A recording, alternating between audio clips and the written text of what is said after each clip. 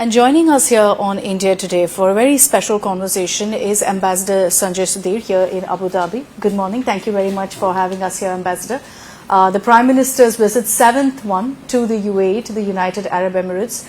To you, Ambassador, to kick off this conversation, can you give us a sense of really what makes this visit special compared to the previous ones?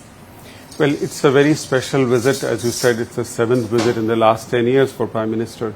And in this duration, the UAE President, His Highness Sheikh Mohammed bin Zayed, has visited India 4 times. Every time Prime Minister visits, the relationship goes up several notches up. If you recall, in 2017, we signed the Comprehensive Strategic Partnership Agreement, and things have been flowing out of that. And today, our relationship is really deep and wide. It covers not only the old areas of trade and investment, but we are into fintech now, into education, infrastructure, and so many other things. What is going to be, a big talking point from the bilateral reckon, sir? Because there is, yes, a lot of talk about the Mandir, about the Indian diaspora event, and we'll get to that. But the bilateral itself, in terms of tangible takeaways, what's that going to be? Because I hear there's also some talk of a bilateral investment, takeaway that we could see, a deal on that front. Well, for full details, I think you will have to wait a bit. But certainly we are going to sign the bilateral investment treaty. So within 2 years of signing CEPA, we are signing an investment treaty. UAE is already the 4th largest investor last year, and the overall 7th largest investor in India. And I think the BIT will take their investment to a different plane altogether. Today, UAE is the only country with which we have both a CEPA as well as a BIT. But in addition to these things, you will also see several documents being signed in connection with infrastructure, fintech, and so many other areas. Just wait and see what all is there to come out of the visit. But one thing I mentioned is that every time Prime Minister visits, relationship goes up higher. So when he was here, say in July last year, there were 3 agreements signed. One on IIT Delhi campus in Abu Dhabi. Today that's a reality. Yeah. The first batch has already started. Which way he's going to visit here? Let's see. The other one was regarding connecting our messaging systems. That's also, you might see a follow-up on that. Just give it a few hours. The third one was on an agreement on settling trade in local currencies. That's up and running. We have already done transactions in crude, gold, food, and so many other areas. We've seen a breakthrough of sorts since 2015, really, when you look at India-UAE ties. And a lot of people correspond to that with the bonhomie between Prime Minister Modi and His Highness Mohammed bin Zayed. Do you see it that way, that the bonhomie, the chemistry, the love between the two leaders has really translated to greater ties between the two nations? Well, as they say, a picture is worth 1,000 words. I think the pictures of the leaders embracing each other are worth 1,000,000. So they say it all. Certainly there is a very strong bond between the leaders, and that this helps the relationship because there is this trust between the brothers which takes us very far. And that's why you will see that in the last 10 years, this is one relationship which has got completely transformed. 2 years back in February 2022, the day CEPA was signed, the leaders also unveiled a vision document. And that was some kind of a roadmap for our countries to traverse in different areas: education, health, infrastructure, space, in the international space as well, international affairs as well. So the vision is very clear, and where it is coming from, we all know it is a strong trust between the leaders, the strong bond between the leaders. You say, Ambassador, that the vision is very clear. Why is it important for India to have great ties with countries like the UAE? Why is it equally important for the UAE to ensure that they have a trusted partner in India too, sir?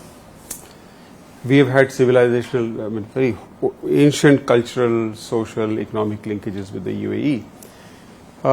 This is an important country in the sense that it is home to 3.5 million plus Indian nationals, which is the largest number of Indian nationals anywhere in the world. They have been a very old trade partner since the days when we used to trade in pearls. So our first maybe voyages were to Port Rashid in Dubai. So it's history, it's a present and also the future. There is a clear conviction on both sides that we are partners for the future. And that's, I think, seen in the number of times we've seen the Prime Minister coming here to UAE, or for that matter, the breakthrough visitor of also Mohammed bin Zayed to Gujarat recently. Let's talk about the BAPS Hindu Mandir, Ambassador, because everyone's talking about how you have a Hindu temple now in a Muslim nation. And for the last many years, I know work has been in progress for this temple to become a reality. Can you just kind of retrace the steps for us of what it's taken for this moment to come alive when we're going to see the Prime Minister unveil the temple now? The BAPS Hindu Mandir is a symbol of centuries of social, cultural and economic connect between Bharat and the Gulf. It's a symbol of Vasudev Kutumbakam. And this temple is very different from the other temples which are there in this country because this has come out of the vision of the leaders. If you go back to the first visit of Prime Minister Modi, this was in 2015 to Abu Dhabi, it was then that the temple was announced. And after that, this government has been completely supportive of this venture. They have gifted 27 acres of land for the temple and they have provided all kind of facilitation and support. This temple is the largest Hindu temple in this part of the world. In addition to, of course, being a marvel of art and architecture, there's no steel used there. It's all stone blocks, one after the other. Every stone, I would say, is tells you the story of love. They've been all handcrafted by artisans in India. It's a labor of love. It's it's a symbol of their art, their skills.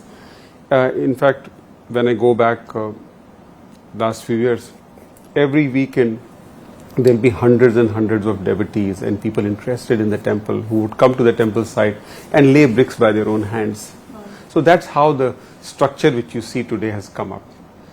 It's an oasis of peace, harmony and tolerance.